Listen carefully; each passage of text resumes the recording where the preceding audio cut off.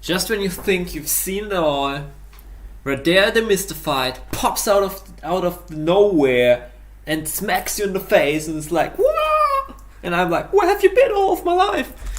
And by just if you thought you've seen it all, I'm not talking about general experience and nothing can surprise you. I'm talking about literally seen in the sense of watching, all in the sense of everything. Okay? I thought I've watched all Media CCCDE videos that are somewhat interesting to some degree. But no, there's something from 2000. Well, let's get started with the introduction and advertisement part. This is Lasergurkenland. It's an anarchy server. It's reachable under lgl.zillion.com. Join now. Buy my product. Oh, by the way, I tried to improve my advertising. Wait. So those are too high. And the third one. And those are like, yeah, the whole thing is off. So it should be like this. Yeah, I don't know what happened there. Is it 92? How did I mess that up? I don't know. Only I can do such things. Wow. Yeah, okay, so the thing is, I tried to step up my advertisement game by putting 2B2T in the description. I don't know if I had it already. I was also thinking about putting it in the title, but I don't know. And so if people are searching, I will try it out right now. If you go on YouTube right now and you search for 2B2T, which is a popular search term, shouldn't live streams pop up in the front? Wait, we are running? Yes, we are. No, don't do that to me. Yeah, I thought I show up. Maybe I should put it in the title to show up on the front page if you search 2B2T. Yeah, that's it for my advertisement game, huh? Well, so that didn't work out.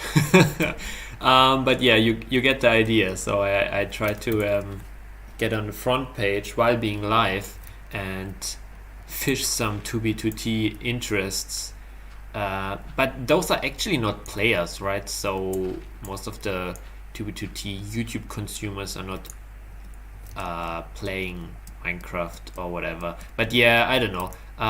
It's still worth a try to optimize my advertisement game, because as you can see, the server is empty. And yeah, so this is a classical anarchy server where you're allowed to cheat, hack and grief and so on. So if that is something that interests you, go and check it out. It's pure vanilla. That is something unusual for anarchy servers, and have some fun here. Okay, so yeah, the radar thing I was talking about, the thing that surprised me, is this talk from the Media CCC channel about radare. Radare. I don't even dare to pronounce it. Did you get that joke? There, right? Funny. Okay. Well, so the thing is, it's this CLI reverse engineering tool that looks kind of cool, but every time I tried it, I was like rage quitting because I couldn't get done basic things, and I was like, whatever. And then I don't know, I used objdump or whatever to replace it, or hexedit, and those tools. Not that I'm into reverse engineering very much, but if I did something basic, yeah. So, and the thing is, this guy claims to be able to explain or demystify. I should probably stop pronouncing it until he does it correct one time. Yeah, whatever. Okay, so I would say let's get started with the talk. I hope I sold you this classical nice server, and I should probably get some sponges. Yeah, let's see what we can do about that. I think there was also a lot more water in the whole way. Yeah, okay, so let me quickly maybe I can filter probably for live. Yeah, so if I search for 2B2T live, okay, I'm not the only person who is trying this trick. We have like a gazillion streams that are there, and somewhere around there's also me. It's like 10 streams that are 2B2T related that are currently live. Yeah, and altogether they have like 3 oh my gosh, I switched the direction. I'm so stupid. I cannot watch on my second screen while playing. Yeah, so they have like altogether 3 viewers. It's not very effective, that the strategy. Okay, well, good to know. Okay, so let's go get started. So I'm going to watch a video from the, as I already mentioned multiple times, and if you are active viewer of this channel, which nobody is, so you aren't, already knows, and that sentence did not make any sense, but that's also quite common on this channel.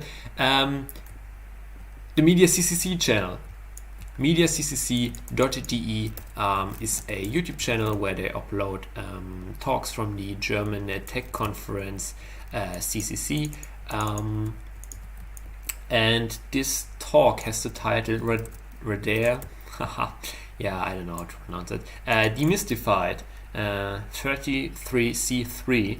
It's a video from 2016, so I guess it's a talk from 2016 as well, and it currently has 19,000 views, and I'm going to watch that now in the background, so you have it in a worst audio quality. So if you're interested in that topic, I have a link to the original in the description, so you can check it out, and I can really recommend you doing that, since this live stream, or if you're watching it after the fact video, is not giving you any more value than advertising this great Minecraft server.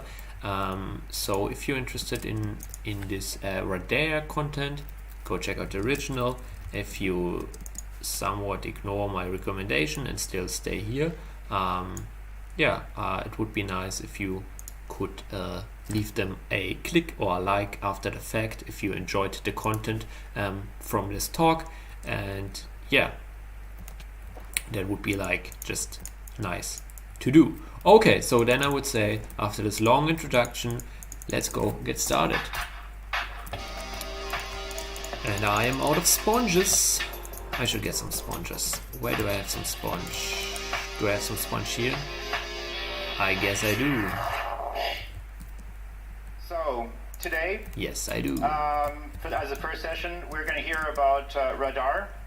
Radar. This is a reversing framework that has been gaining an immense amount of traction over the past few years. Oh, true, it's a framework, isn't it? It's not a tool. And R2 is the tool, and radar is the whole framework. Yeah, as you can see, I have no clue about the whole thing, but that's why we're here, right? Sorry, Doctor. Mr. Robot. I hope you guys saw that series. It's great. Wait, what did you say about Mr. Robot? It even managed to get itself onto Mr. Robot. I hope you guys saw that series. It's great. Interesting. It has a reputation, however, of being kind of fiddly and difficult and just hard to use, which I think is unjustified personally.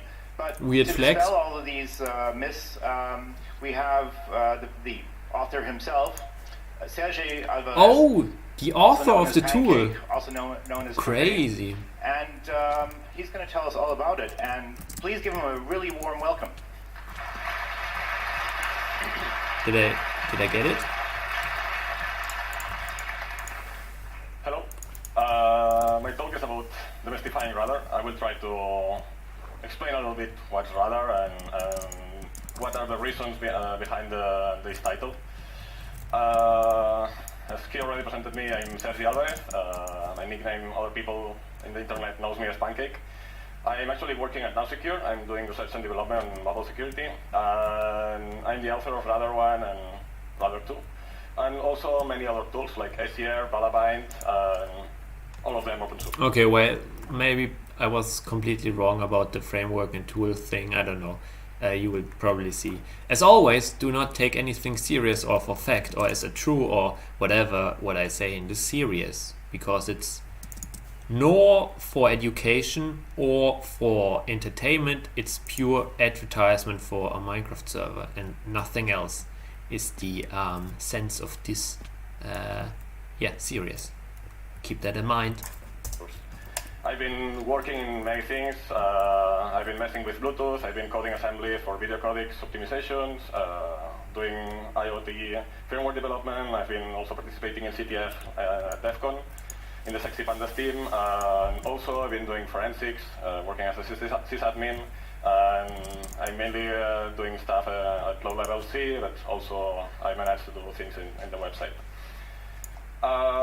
What's Radar? Well, it's an open source reverse engineering framework. I try to focus on being portable, extensible, and expressive. It's a hobby project. I don't really get money out of this. It's something that I started just because I had some personal needs. I had to recover some files from a hard drive. And I decided to, at the time I was working as a forensic analyst, and I decided to implement a simple XML editor for looking for some patterns and dumping the results. After this, I started doing some crack maze, so I decided to implement the disassembler, the debugger, etc. And I was extending the tool for every time that I needed something. I made full right 3 years later, mainly because it was like a big blob, and I decided to make it more modular, implementing different libraries and supporting different scripting languages in a better way, instead of just launching the interpreter from inside the project, just exposing the APIs and allowing other libraries to use the project itself. There was really few contributors until 3 years ago.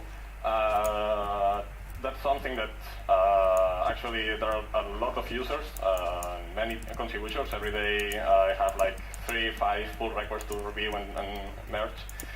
There are like 500 users in Telegram and IRC. There are more than 5,000 users following in Twitter. And this year I organized the first congress about the tool in Barcelona. And this is the third year that we are organizing the Assembler of Code competition. So the project is really active and there are so many people behind. What's radare? The name stands for Raw Data Recovery.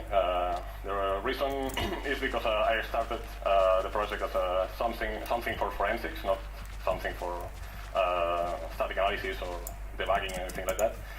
So it comes with an XML editor, which is the basic functionality, but also supports assembling and disassembling. There are different backends for this. You can implement new plugins for each of these functionalities. It supports a lot of file formats, mainly if they are broken, they are also supported. We try to fuzz every single file format in order to find bugs in our parsers. So it's pretty safe right now.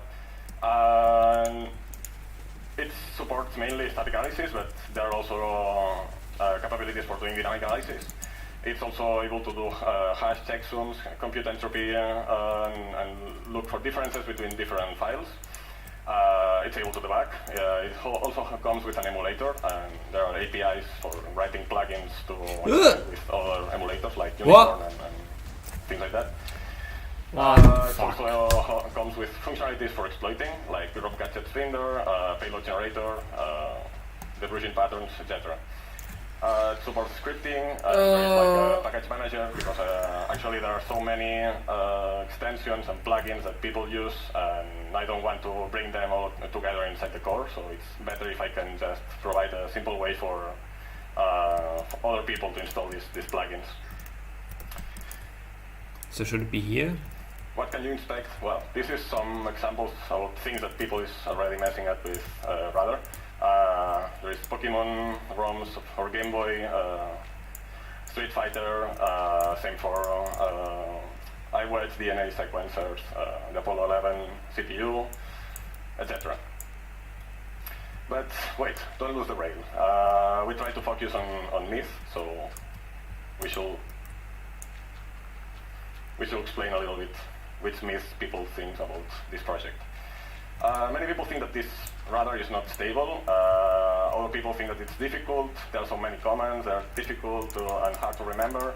Other people think that it's buggy, it's not able to decompile, the debugger is broken. There are so many complaints like this.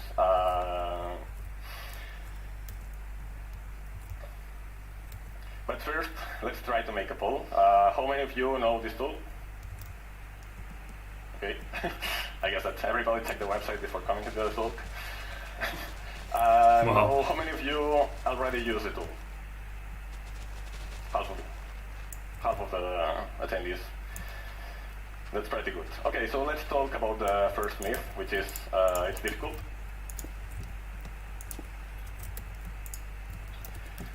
This is a graph about the learning curve, starting from the point that you start opening a file and the point that you start doing something useful with it. In fact, it's pretty hard to learn this and use this tool, but you can compare this learning curve to other projects like JIT, Beam, Perl, etc. The reason behind this is because there are so many comments, but there is a logic behind them. So if you understand the logic, it's pretty easy to start learning and testing things for your own. So if you understand the logic behind them, you can create more specific comments. So you can mix different comments and create new functionality with it. You can easily hack into the code. It's pretty easy to find the place that you want to modify and just change anything in there. You can create plugins. You can write any script in any scripting language for extending the functionality or just creating a specific analysis for your target. And you can also build tools on top of it. So it's pretty easy to hack on top of this. But let's focus on the difficult part, about the comments. Comments are mnemonic comments. This means that they are constructed by letters. Each letter means something. And they are structured in a way that the first letter means what's the reason for the comment. Like, for example, the letter P means that it's for printing. The second letter means that what do you want to print. So you want to print in extamp, you want to print a disassemble, you want to print a octal, etc.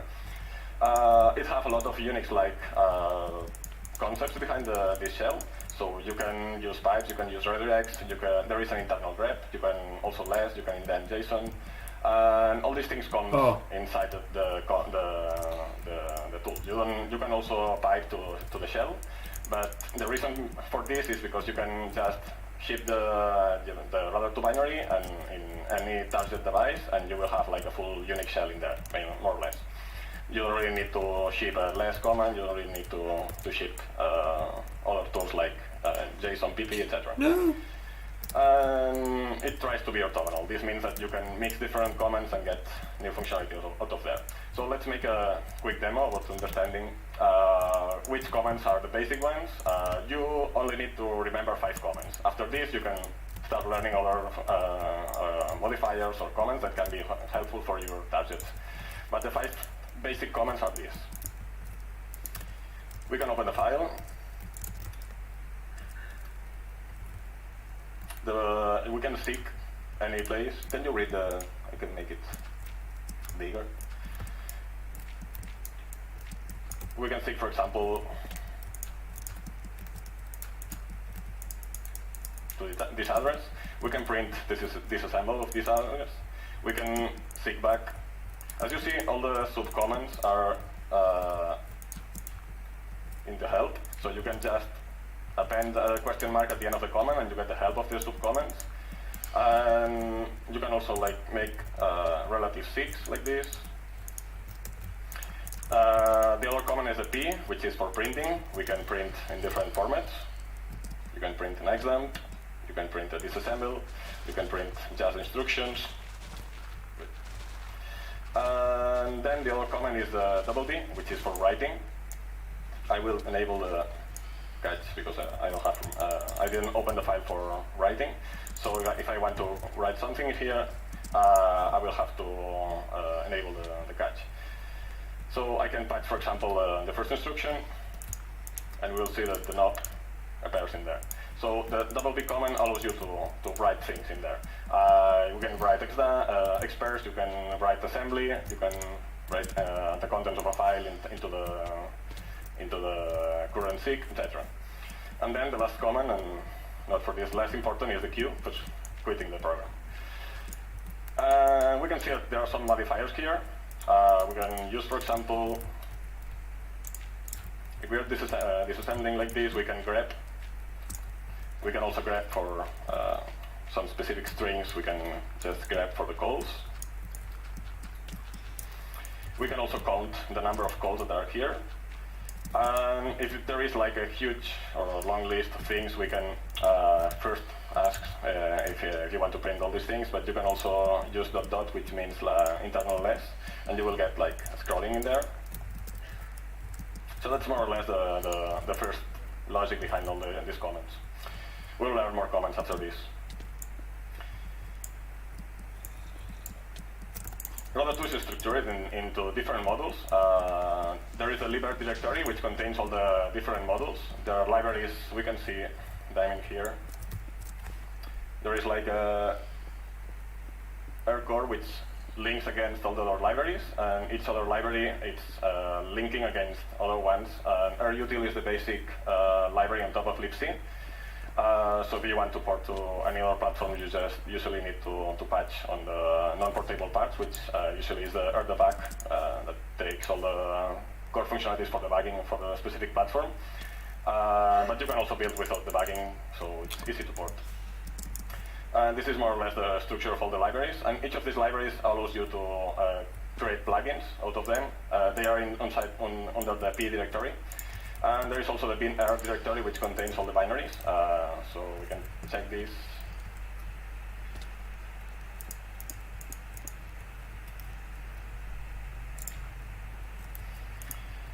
And we can also see this into the lib.r. So we see all the different modules in there. Okay, there is another myth, which is that it's useless for forensics. In fact, it was the first aim of the project. So there are some functionalities and there are strong points for doing forensic on this. But there are obviously other tools which only focus on forensics, which is probably better for doing forensics. But you can do many things with it.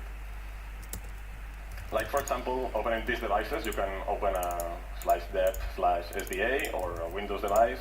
You can also open the physical RAM device if it's supported by the kernel. There is also an R2K module which works on Linux and Windows and allows you to read physical and virtual memory from the kernel. It's a kernel module and you can interact with it. You can find for patterns and doom the results. You can mount file systems and it's also able to understand the partition systems. This code was ripped from group, so I also fixed a bunch of bugs in group. It's also able to carve for known file formats. You can show structures and understand and include files in order to show the contents of a specific memory dump with a formatted memory. It's also able to compute incremental and per block checksums, so this is handy because if you want to compute the checksums like MD5 every megabyte on a gigabyte file, you will get a file with all this, and you can also compare this with another dump and then identify which parts of this file have modified. You can change the plugins for the I/O. I mean, as I said before, all the input and output is pluggable, so you can create plugins for anything. And there are plugins like, for example, gzip and EWF for loading in-case images. You can get a list of all the AO plugins with this command. And this is more or less the list of plugins that can be used for opening local or remote targets. The uppercase -L flag can be used with Radar2, which is handy for getting the list of assembly and disassembled plugins. And the same thing goes for Rabin2, that gets the list of plugins for binary formats that are supported by the project. Okay, so let's go for the first demo.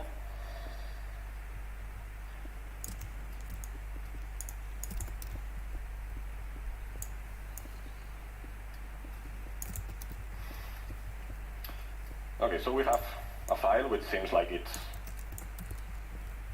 trash. I mean, there is nothing like interesting here. We can see the entropy computation here, and there is like pretty huge. There is some zeros in there, but more or less the entropy is pretty high. So what we will do here is just look for known file format using the /m, which looks for magic. And looks like it found something in this offset. So we'll seek in there. And we will write the file. Oh my gosh, write to file. What the fuck? It's created a new file, which the contents are starting at the current offset. So we can open it, and we see that this is a gzip. So we have to open it with gzip.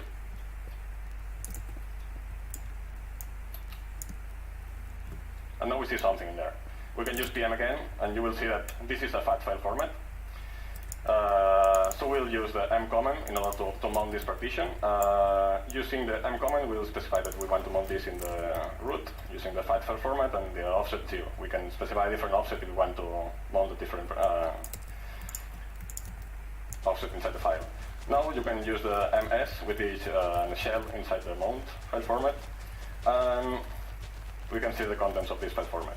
We can show the contents, we can see like what's in /bin, we can get this file, and then we can just open it and see that this is a Linux ELF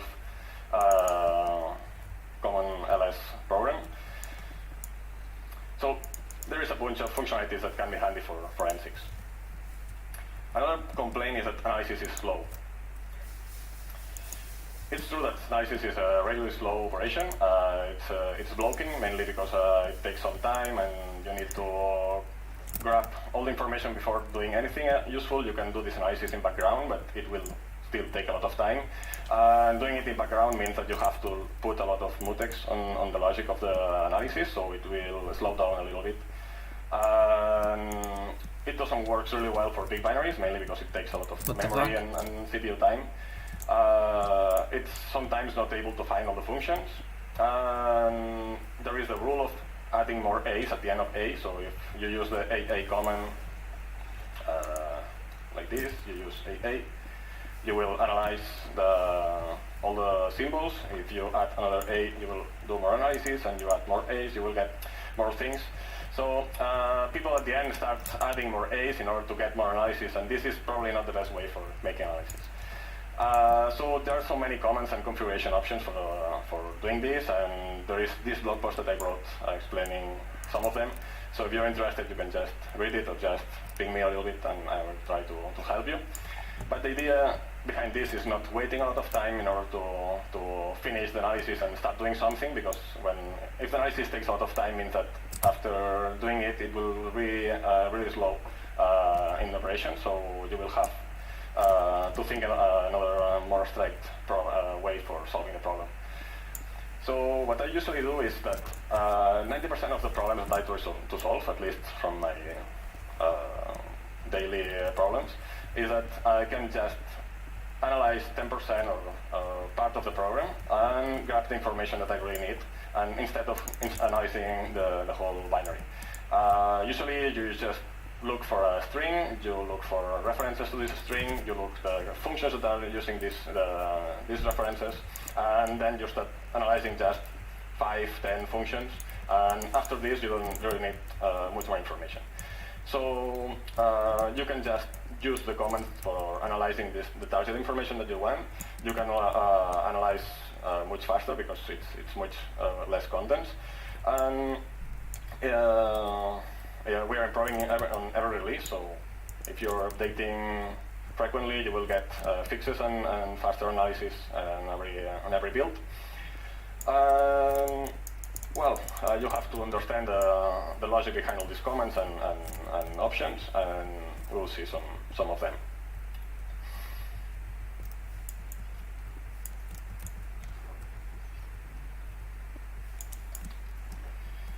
So this is the first demo. I will open a hello world in Go. If we make like a full analysis of all the symbols, because Go binaries are pretty huge, because they statically link all the libraries and symbols, etc. So it took, well, we can compute this like with this prefix. This is like time in the bash.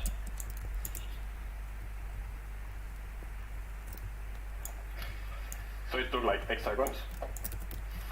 And after this we can seek to the string. So we see that the hello world is in here, and we see that data reference in there, so we can just stick to the reference, and we see that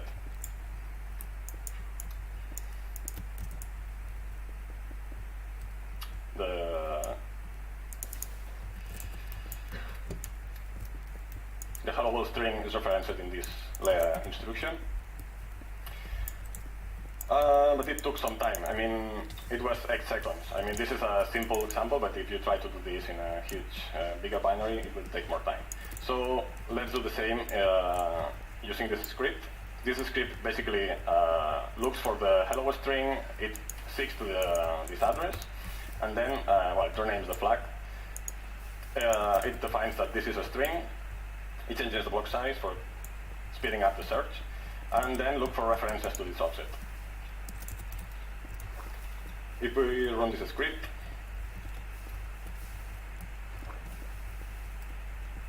it took only 2 seconds, almost 3, and it has identified the same offset and the printf of the instruction. So as you can see, you can speed up a lot the analysis.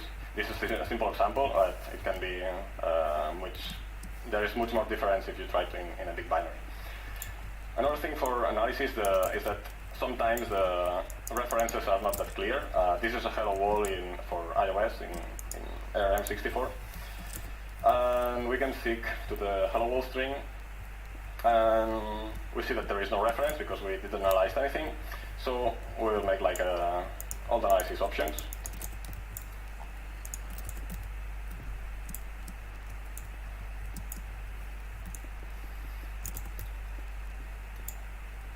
And we see that there is a data reference in here.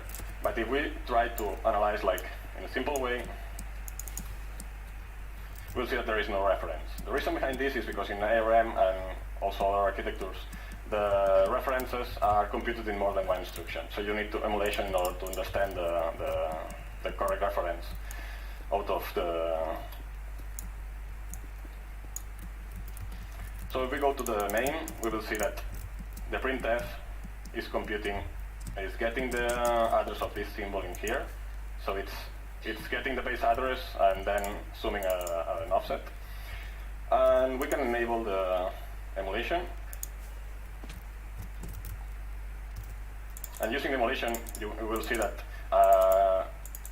every instruction is getting emulated, and then we get the values of the registers on each instruction. So after this, we will see that it's creating in ADRP, it's getting the reference to the string section, and it's incrementing the offset to get the hello world string. So there is a command AAE, which is analyzing using emulation. And depending on the architecture, for example, in MIPS, it's really handy. There is other ways for getting references using AAB, which looks for pointers to data or strings or non-pointers inside the same address space. Yeah, you can see that there are so many comments. Oh, fuck. The AA and AA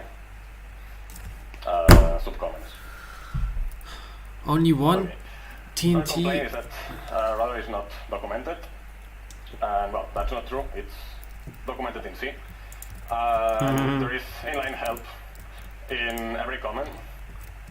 You can get inline help without having to get to any browser or any book in front of you. There is also a book that I wrote for Radar 1, and Meijin updated it for Radar 2. And there are already a lot of talks, slides, blog posts, and YouTube tutorials for understanding how to solve some crack miss and things like that. So it's not really true. It's true that it's complex, and sometimes it's hard to find the help for something, but there is IRC and Telegram channels that you can ask in there, and you will get help pretty quickly. Let's talk about the compilation. Radar 2 is not able to decompile. It's able to do things that are similar to the compilation, but that's not really the strength of the tool because it's hard. The compilation is not something easy, so we try to delegate this to third-party tools. Nitroman wrote the plugin for Redtech, which is an online service for the compilation. It's basically a plugin written in Node.js that uploads the binary that you're analyzing to the servers, and you get an API for getting the disassembly of the compilation of different functions that you are analyzing with radar. So you get comments and C code, C-like code into the radar shell. There is also the project Radeco, which is a Rust implementation of the compiler, which is pretty academic and it's not yet usable. I mean, it's work in progress and there are some starting out of the project, but it's not really solving any real-world problems yet. I hope that maybe in 1 year or two it will be an option. There is also Boomerang, which was supported in Radar 1. I think that Boomerang right now is not really maintained, so there is not much interest in supporting it in Radar 2. But it will be pretty easy to port the scripts from Radar 1 to Radar 2. And last week I ported the Snowman, the compiler. This is much more updated, and it supports ARM and x86 for 32 and 64 bits. We can make like a quick demo for this.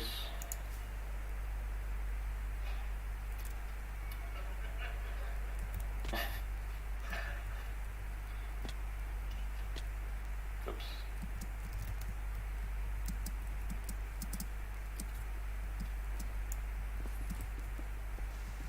Yeah.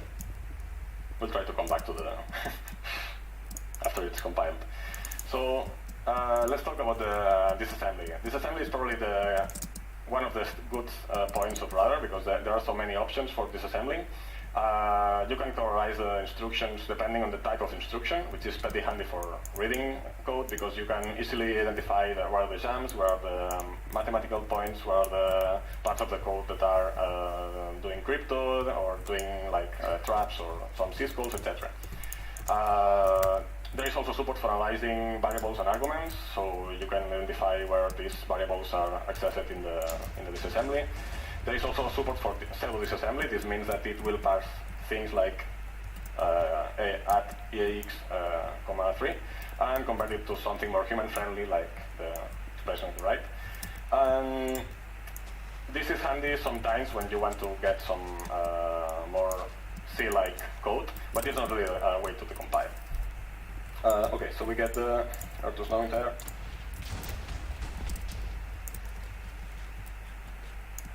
Yeah.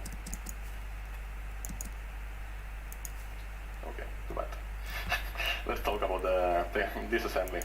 It was working yesterday. So as you can see, there is the disassembly that you can, it's highlighting the instructions in different colors. You can change the color scheme. You can also use enable the pseudo-disasm.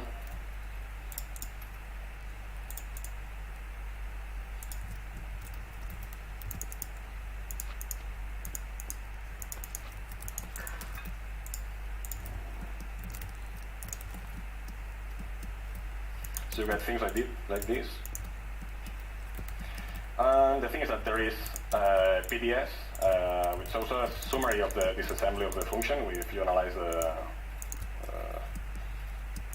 function and you get the PDS, you will see all the references of C strings and calls of this function. So you can read like a summary of what the function is doing. You can also use PDC, which is a pseudo compilation, which is using the ASM pseudo and doing some logic of basic blocks in order to nest the different blocks. And you can put the comments at the right, put them at the bottom, etc. And there is all these things are interactive in visual mode. So if you press uppercase V, you get this, and you can scroll around, see where the destination of the jump is going on, etc.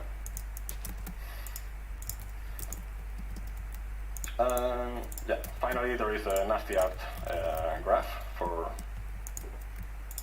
all the function, so you can get analysis. You can also, I mean, if you are in this basic log and you want to fold it, you can also fold them. You can switch to this assembly and you are moving back to the same point that you are in the graph, or going back to here. So there is no user interface, but command line is pretty handy. Another complaint is about stability. People say that radar 2 is not stable. The main reason for this is because they are using an old version of it, because they are not using the JIT or the last releases. And we can talk about the stability depending on... If you want stability, use the Git version and not the stable release. I mean, like usually you have a release that is stable and the unstable latest development version from Git, and he's like saying, oh, you're using an old release. Use the Git version. The amount of crashes that the user is experiencing and the amount of changes in the comments and APIs. Right now we are after 1.0, so try to put some stability on top of this. The comments are pretty stable. Most of them are already used for many people and they are quite clear, so this is not going to change. The APIs are quite stable. I mean, we try to refactor all the time. It's a project that, I mean, I don't really care about breaking something that was wrongly designed in the past, so I don't want to keep compatibility for years for something that was wrong at some point. So CAPI can change, but it's quite stable, so you can still do things like that.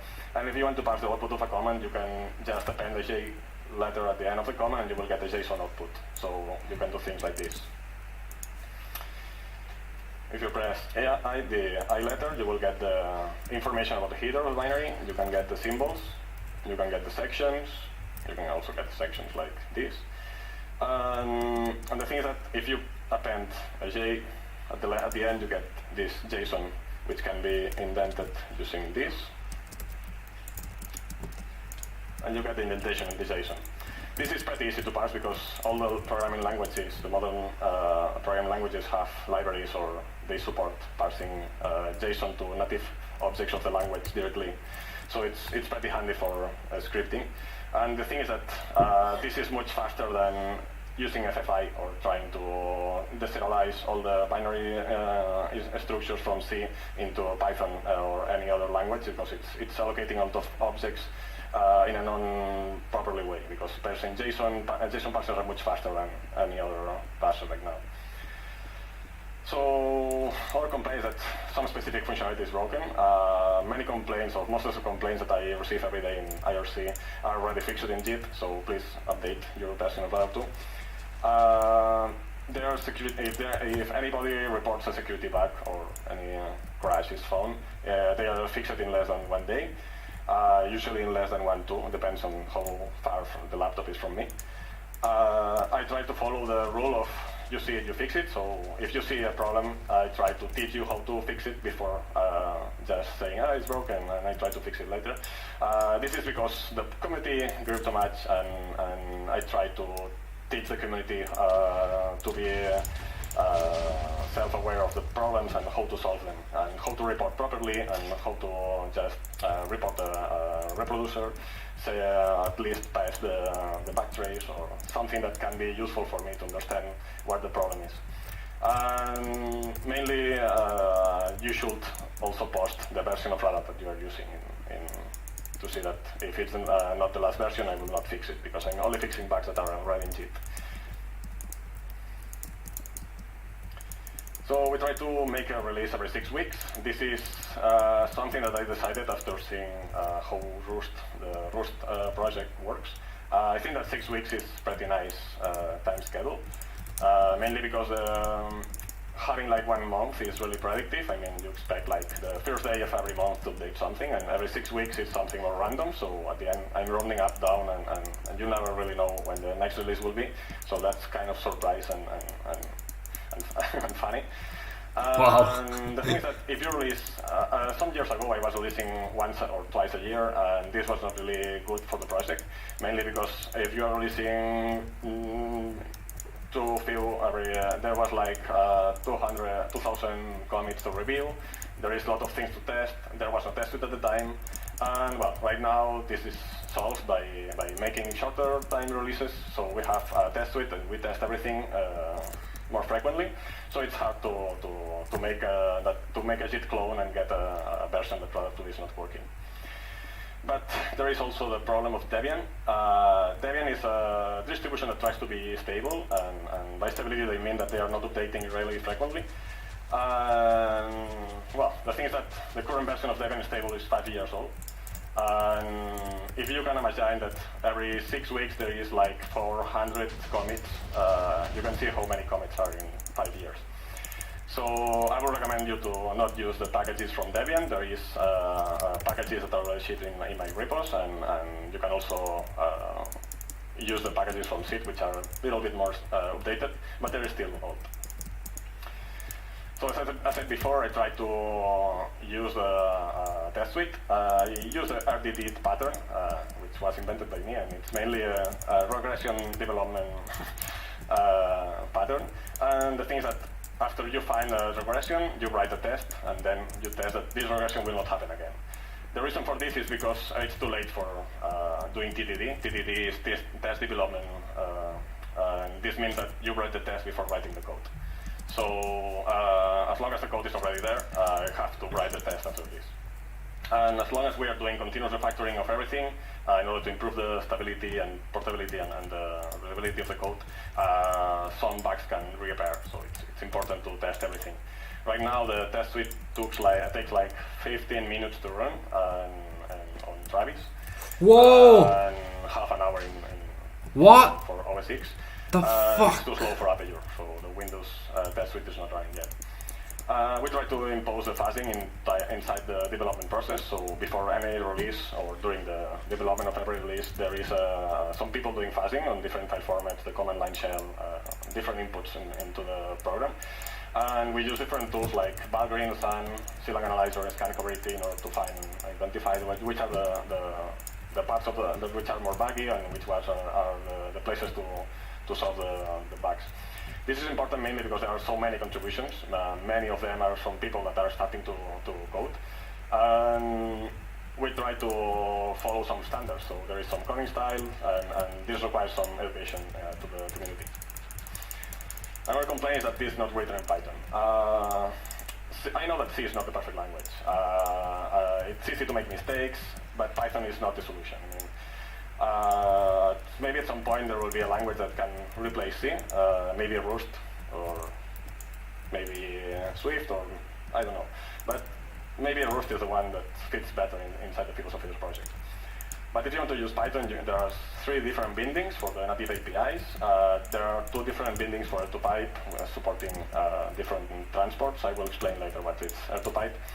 And you can write plugins for EO, RBeam, and RASM in Python already. The reason for not choosing a dynamic language for this is because statically typed language allows you to catch errors at compile time, so it's easier to identify problems before running the program. There are so many tools available in order to profile the bug and optimize or port to different platforms. It's faster, it's native, it's a smaller footprint. There is not really a runtime library that ships inside the final binary, so you can easily put and statically link it and put it in a router or any other device. And C also turns files to JavaScript, so you can run radare in the web browser. And that's fine for me, at least for the 90% of the problems. And for the rest, you can just use any scripting language. Okay, let's talk about the graphical user interfaces. The main complaint is that there is no graphical interface, but that's not true. Terminals are scary. People are scared about the terminals. And they used to like to use the mouse and try to click and do things like that. So the real problem for Radar 2 is not that there is no GUI. The problem is that there are so many of them. I hate this game. There is a tiled visual mode, which is DWM Lite. There is the different web user interfaces. One of them is this, which is material-like, and this is the default for Android. There is the other one, which is done in jQuery mobile, and it's more desktop-friendly. I also brought the Blazor, which is Node.js and Cursor-like interface with Windows and things like that. I also brought radare, which was written by radare 1. And this is basically a VT terminal with a GTK interface that there are some buttons and menus that you can just, instead of typing commands, you can just run the commands on the menu.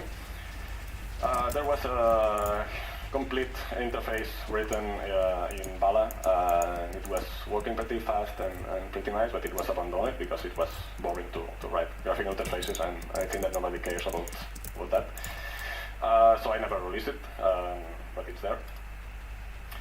There is also Boken, which is a Python GTK interface that is right now not really maintained. I think it's working in the last version of Radar 2, but it's not adding new functionalities, and it's just for static analysis.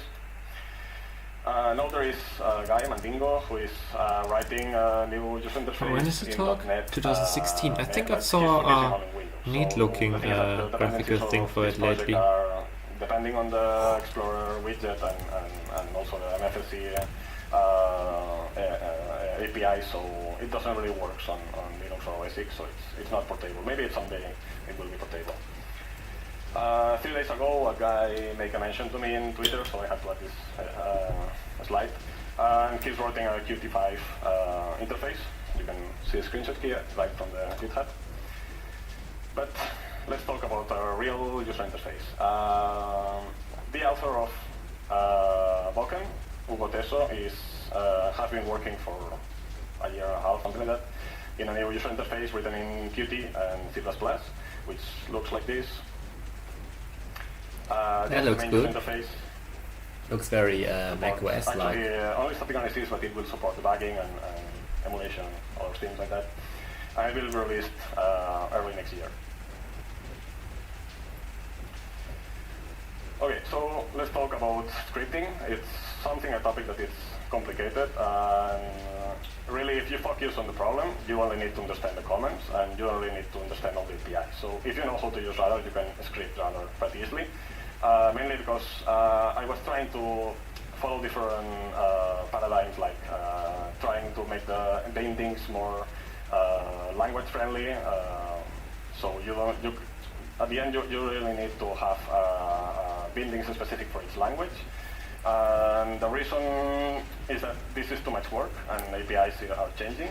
So at the end, I wrote a tool, which is Balabind, which transpiles BAPI interface into different interfaces for different languages. So I create a single file that interfaces the C code, and it creates Python, Perl, Node.js, etc. bindings for all these targets. But this was not really stable at all, because there are some memory problems. Because sometimes it's hard to manage the references and things like that. So at the end, I got the idea of implementing R2pipe, which is basically a pipe on top of these 4 comments. The API provides an open method, which allows you to open using a specific transport to open a target file. And then you have the CMD command, which basically runs a command in Radar 2, and then you get back the result. And there is the same with the JSON output, which basically returns a native object of the result. And then there is quit. So it's just only one comment only one method that you have to remember for using this API. Let's make a quick demo for this.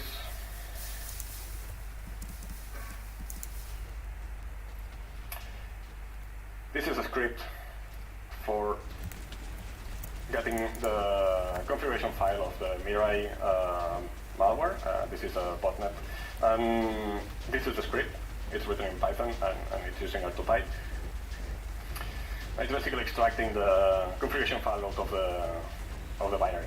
You can use it like from Python, like doing it like this. And you get the config file in there. You can also use it from inside Radar, so you can just configure it like this, or inside the shell. So if you are inside the shell, you can interpret the file just using the dot. So it's importing the file and running it.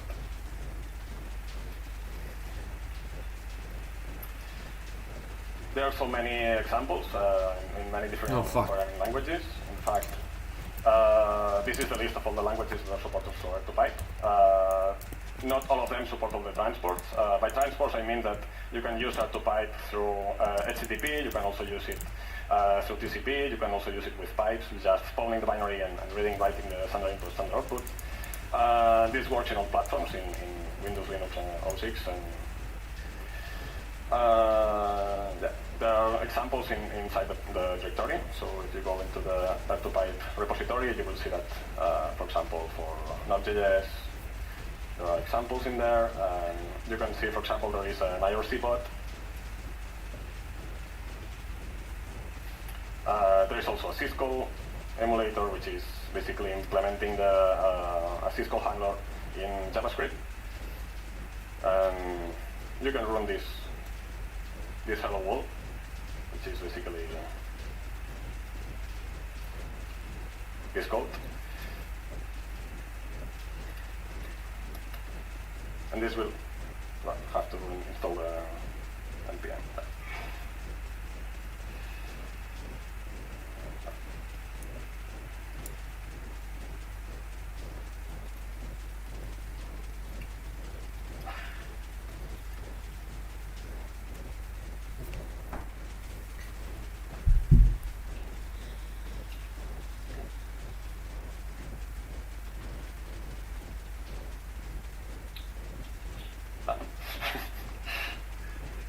Well, I can change this.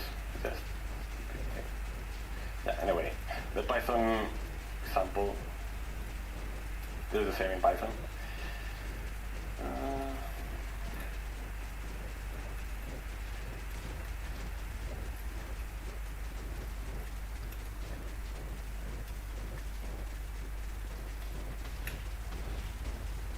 So it's running the Cisco handler in there, and it's basically saying that you have to using a seal for emulating code, and then you get the R2Pipe script executed after this, and then you get the R2Pipe script executed after this. Okay, so debugger is confusing. Many people think that the debugger of Radar 2 is strange, mainly because it's a low-level debugger. The main reason for this is because I don't try to replace source debuggers. There is GDB, LDB, and the Visual Studio, which are pretty good source debuggers. But Radar 2 aims to work for binaries that you don't have the source code or different targets. So when you're starting the debug with Radar 2, you are starting the debug into the dynamic loader of the system, not inside the entry point. No. The reason for this is because some file formats can exploit parameters inside the DLD and execute code before the entry point, or there can be more than one entry point. Also, there can be changes in memory that will not be applied into the disk. So some people complain that, hey, I'm patching the binary in memory and then execute the program and the program is not patched. The reason for this is because you're patching the memory and not the binary itself. If you want to create a specific environment, you have to use Radar2, which is a tool that comes with Radar 2 that creates a profile to specify, for example, the user ID, the chroot, the different directory that you want to run as a command, all the arguments. If you want to change like a file descriptor, like standard input, you want to be a socket that's listening a specific port, etc. This allows you to create a profile for running the program every time. This is handy if you are trying to make a crackme or things like that. So the debugger basics are like this. You can spawn, attach, you can create plugins for all these things. There are plugins, as long as I said before, there are plugins for all these backends. So you can use a native debugger. There are more than one native debugger. There's people writing their own native debuggers for Windows, something like that. You can use attach to a GDB. You can also attach to WinDBG, Box, etc. All the subcommands of the debugger are under the D letter. And you can also do local or remote debugging. And you can inject code. There is a dx command that allows you to inject a bunch of bytes, and then it will get back the result of the state. The GDB backend is not working on the platforms, mainly because the GDB protocol is crap. It mixes binary, plain text, and XML in single and with ASCII checksums, which is a really bad decision. But and they try to re-implement this thing for every single platform. So every time that you try to connect to a new platform, you have to use different solutions for getting or writing the registers, or reading, writing memory, or doing steps and setting breakpoints and things like that. So it's kind of a help. So it's work in progress, and right now it supports Intel mainly, so you can use it for debugging Windows or Linux kernels attaching to QEMU or things like that. And it's work in progress for MIPS, RAM, and ADR. There is R2LLDB, which is a project that I wrote now secure, and it's mainly an R2 pipe script that allows you to you're inside LLDB and you run this Python script, and it will allows you to attach from radare in there, and you can use all the functionalities, read, write memory from radare too, and just have the shell in there. This is nice because if you are working with Apple things like Apple Watch or iPhone devices, you can use radare 2 to debug binaries in there without having jailbreak. There is also R2Frida. Frida is a dynamic tracer that injects a library which contains a JavaScript interpreter in there, and you can put the scripts in there or just use the core libraries for running code in there. This project is written by Ule Andre, also working in my company. And it allows you to, it works in many platforms. It can be used in OS X, iOS, Linux, Android, Unix, Windows, and it's pretty fast. And maybe thinking about JavaScript and all these things make you think that it's slow, but it's really fast. And it allows you to make introspection inside the process, so you can do debugging inside the process. Let's make a really fast demo.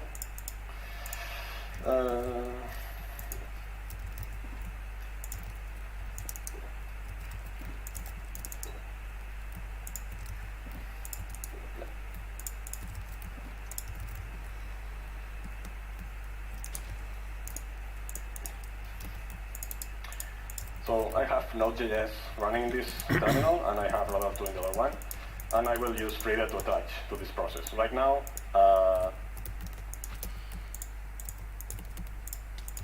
we can get information using the \, and we can see the list of comments from the Frida plugin.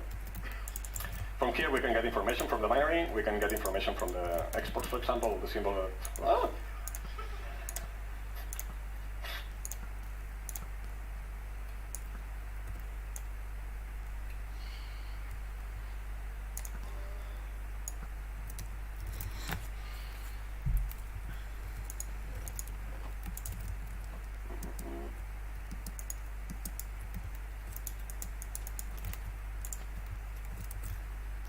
You can write memory from the touched process. You can modify it or do whatever with it. You can also analyze it and get the graphs out of there.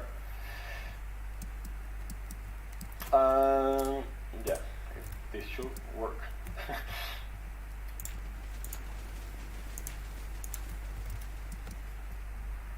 Okay, it's not.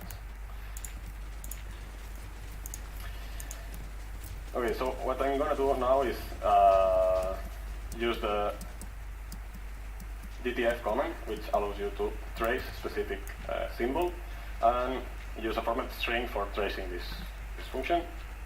So now every time that the Node.js process is writing, using the write symbol, it will print something in there. We can also use show the backtrace, inject JavaScript scripts in there. Wait, where's the minecart? Where did it go? Okay, let's talk about SIL. SIL is a virtual machine that comes inside radare 2. It's an intermediate language that basically it's translating every instruction into a string. We can see this in there. So if you press uppercase O, you will see a string. And this string represents what the instruction is doing behind the scenes. So it's a forth-like language. It has two different stacks, and it's text-based. The reason for this is that you can easily read and modify what the instruction is doing. You can also change the instruction in itself, so without having to recompile radare 2, you can change the expression. And this is used for many things, not just for emulation. It's used for analysis. It's also used for assisted debugging. So if you want to specify a specific string, like defining, I want to continue this execution until a specific register have a value that is in this range, or you want to identify if the specific jump is going to be executed or not, or find references such expressions that are matching some memory. Like for example, I want to find a specific version of memory that contains some D word and then some zero, etc. You can use a seal for this. These are some of the commands that can be used for emulation. It's basically the same for the back, but using AE as prefix instead of D. And there is also support for Unicorn, but it's not as complete as the SL1.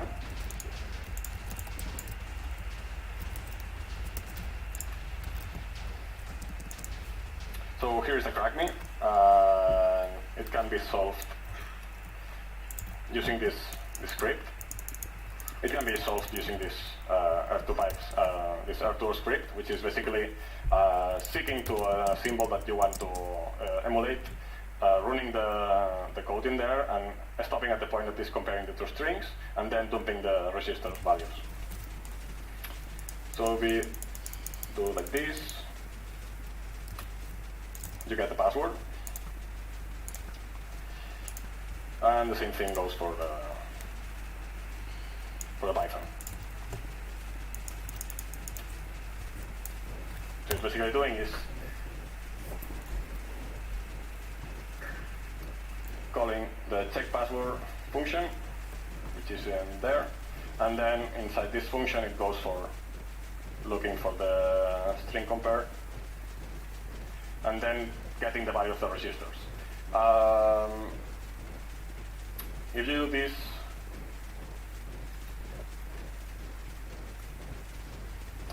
you can see, for example, that in the debugger you can continue the execution at the entry point, and then you can use DRR to get the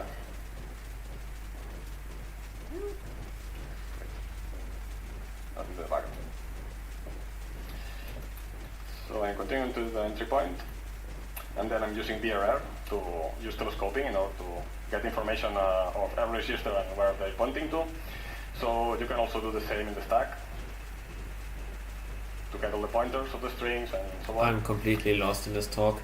And many things like I this hope that was more beginner friendly. and used from or maybe I'm just stupid. Okay, so where are the other machines go? Down there. Final slides. There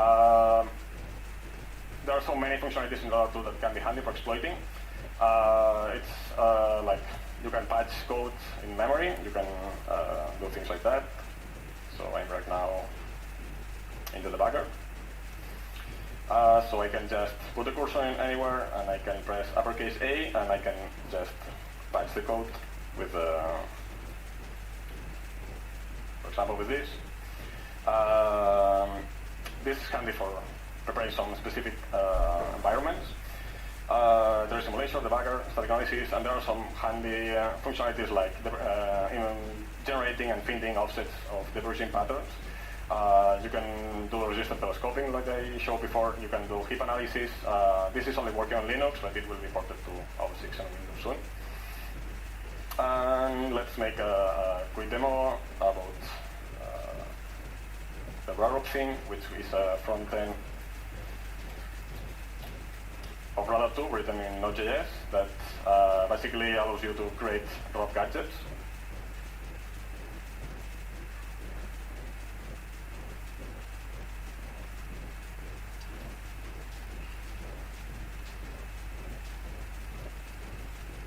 So you have all the rough gadgets at the right side that are found in the /bin/ls binary.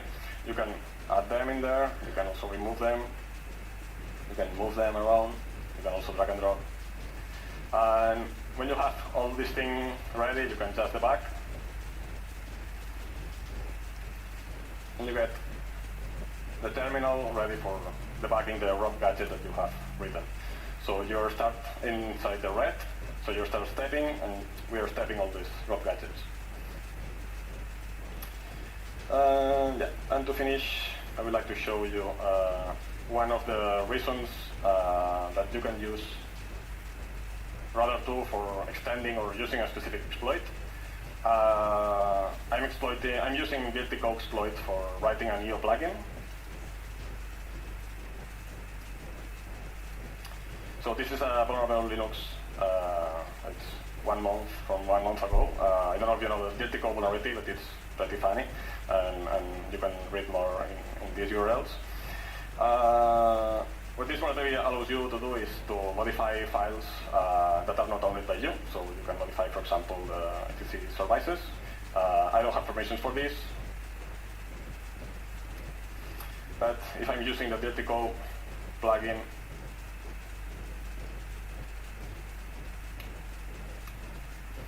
I can see this, but if I write some string, you see that it's not changing. The reason for this is because this exploit is a race condition, so I have to write several times in there.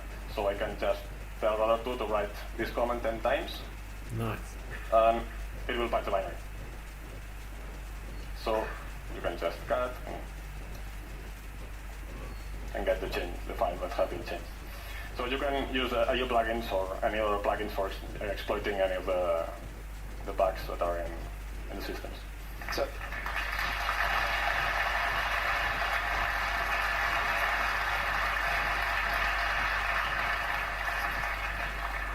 So I'm afraid we ran out of time for questions, but Sergi said he's going to try to arrange a meeting for you guys, someone here during the Congress still. Where can they find you? You know any place that I can meet with our people there? So I was just linking up with him on Twitter. Let's thank him again for this great series of demos, and give him a round of applause again.